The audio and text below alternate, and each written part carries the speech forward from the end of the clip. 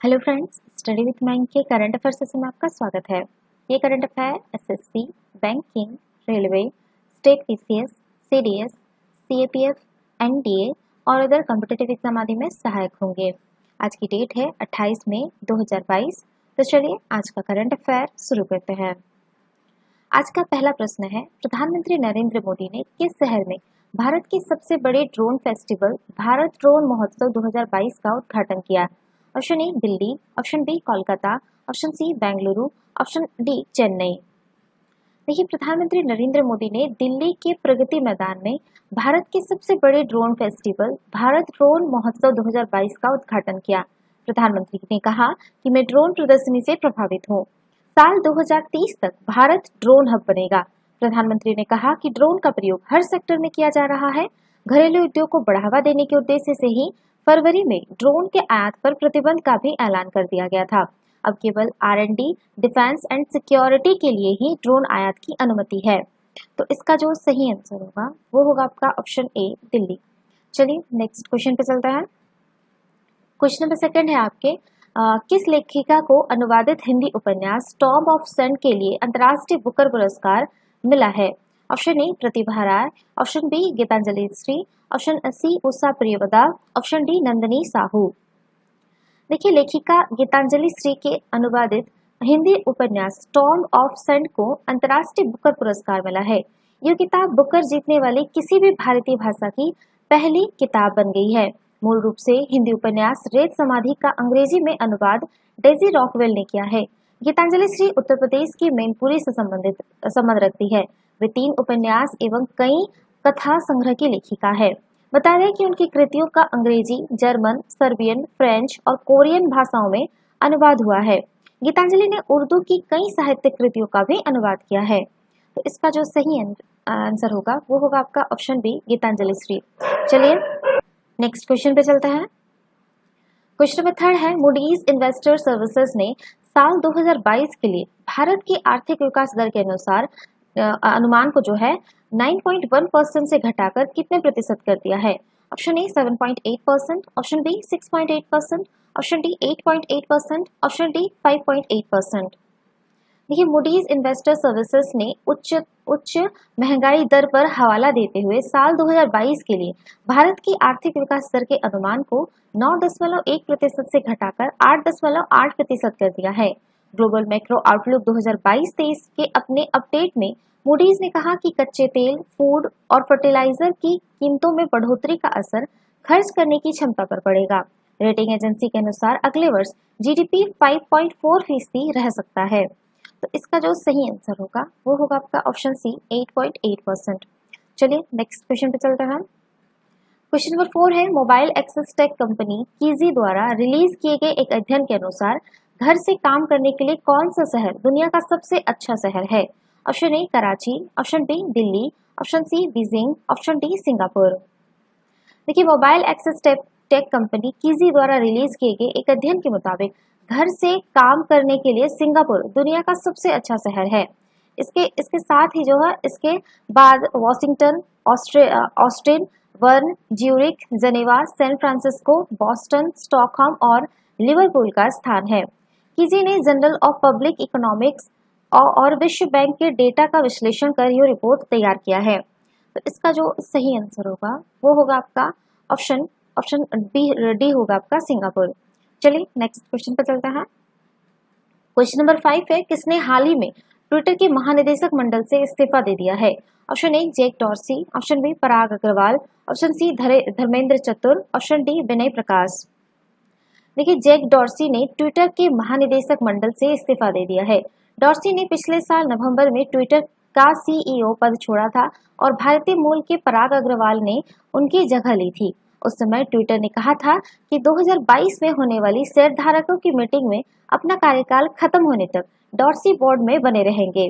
तो इसका जो सही आंसर होगा वो होगा आपका ऑप्शन ए जैक डॉर्सी।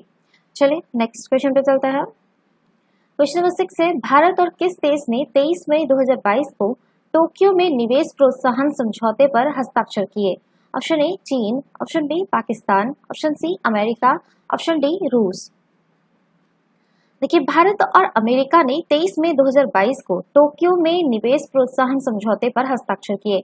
इस समझौते पर भारत के विदेश सचिव और US international development finance corporation के सीईओ द्वारा हस्ताक्षर किए गए। इस समझौते से विभिन्न क्षेत्रों में अमेरिका के विकास वित्त संस्थान से निवेश समर्थन बढ़ाने में सहायता मिलेगी। निवेश सहायता ऋण, निवेश गारंटी, इक्विटी निवेश, पुनर्बीमा, अनुदान आदि के रूप में भी दी जा सकती है। तो इसका जो सही आंसर होगा वो होगा आपका ऑप्शन सी, अमेरिका। चलिए नेक्स्ट क्वेश्चन पे चलते हैं।